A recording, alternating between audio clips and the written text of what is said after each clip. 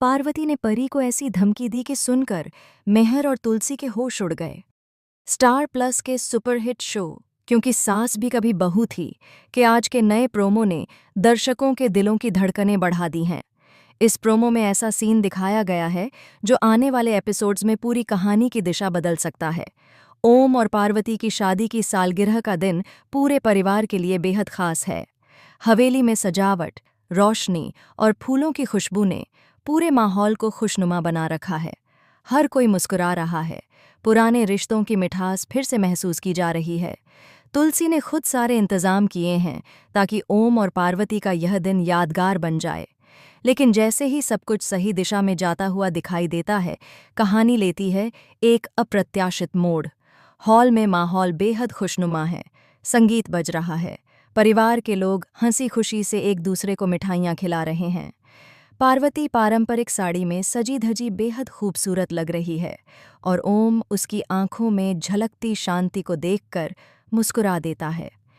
इसी बीच मिहिर की एंट्री होती है, लेकिन उसके चेहरे पर एक अजीब सी बेचैनी साफ नजर आती है। तुलसी तुरंत समझ जाती है कि कुछ तो गड़बड़ है। वह मिहिर को इशारे से शांत रहने को कहती है, लेकिन मिहिर अब चुप रहने के मूड में नहीं है। वह सीधे पार्वती और ओम के पास जाकर कहता है, मुझे आप दोनों से कुछ बहुत ज़रूरी बात करनी है, अभी इसी वक्त। पार्वती थोड़ा चौंकती है, पर मुस्कुराकर कहती है, मिहिर, आज तो खुशियों का दिन है, ऐसी क्या बात है जो इतनी ज़रूरी हो गई? तुलसी उसे रोकने की कोशिश करती है। मिहिर, प्लीज़ अभी नहीं, बाद में बात कर लेना। लेकिन मिहिर अब किसी की नहीं सुनता। उसके चेहरे पर चिंता और गुस्से का मिला-जुला भाव है। वह कहता है, नहीं तुलसी, अब बात टालने का समय नहीं है। मुझे आज ही सच जानना है। यह हवेली, ये प्रॉपर्टी आखिर कितने में बिकेगी? पूरा हॉल अचानक शांत हो जाता है। पार्वती के चेहरे पर हल्की हैरानी है, जबकि ओम थोड़े गंभीर हो जाते हैं। तुलसी का चेहरा उतर जाता है। वहीं एक कोने में खड़ी परी के चेहरे पर एक चालाक मुस्कान उभरती है। उसे लगता है अब उसका प्लान कामयाब हो गया। पार्वती कुछ देर चुप रहती है, फिर धीरे से अपने पर्स से एक लेटर निकालती है। वह लेटर मिहिर के सामने रखती है और शांत स्वर में कहती है, इस लेटर में जितनी रकम लिखी है, उतने में हम यह प्रॉपर्टी बेचने को तैयार हैं। परी की आंखें चमक उठती हैं। उसे लगता है जैसे उसकी किस्मत का दरवाज़ा खुल गया हो। वह तुरंत आगे बढ़ती है और उन पेपर्स को लेने की कोशिश करती है, लेकिन तभी पार्वती की आवाज़ गूंजती है, रुको परी, इन कागज़ों को छूने की गलती मत करना।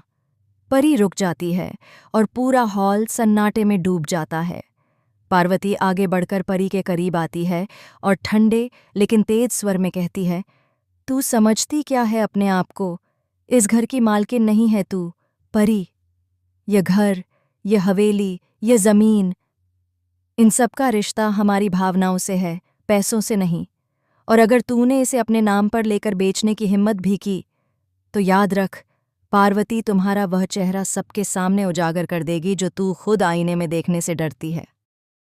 लेकिन तभी पार्वती की आवाज़ गूंजती है, रुको परी, इन कागज़ों को छूने की गलती मत करना। परी रुक जाती है और पूरा हॉल सन्नाटे में डूब जाता है।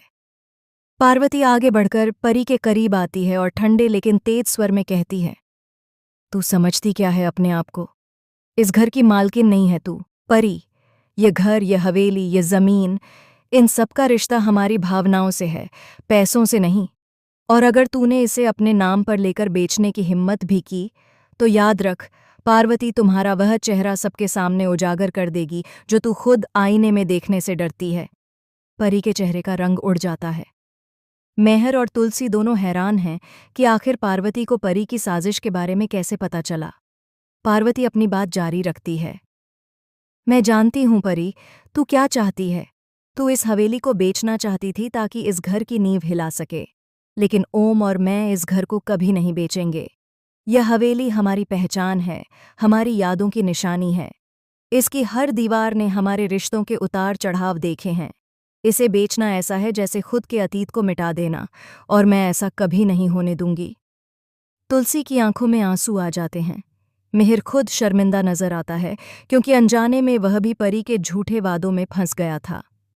पार्वती परी की ओर मुड़ती है और कहती है, अब अगर तूने इस घर की दीवारों को भी लालच से देखा तो मैं खुद तुझे इस घर से निकाल दूंगी।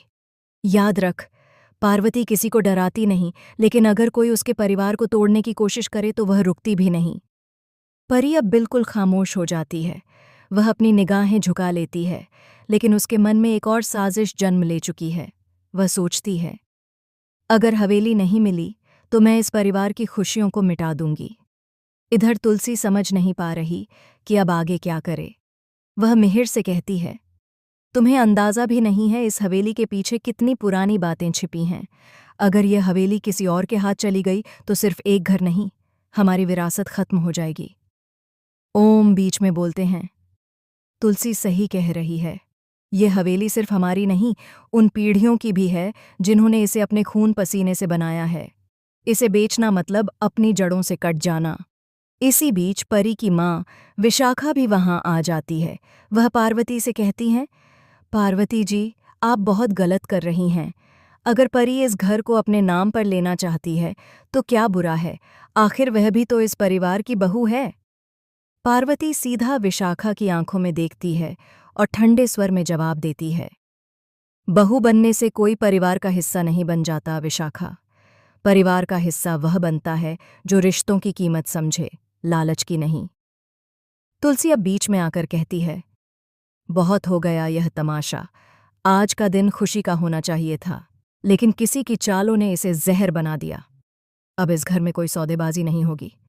अगर किसी को इस हवेली से दिक्कत है तो वह खुद यहां से जा सकता है। मिहिर आगे बढ़कर तुलसी का हाथ पकड़ता है और कहता है, मैं तुम्हारे साथ हूं तुलसी। मैंने गलती की थी, लेकिन अब मैं समझ गया।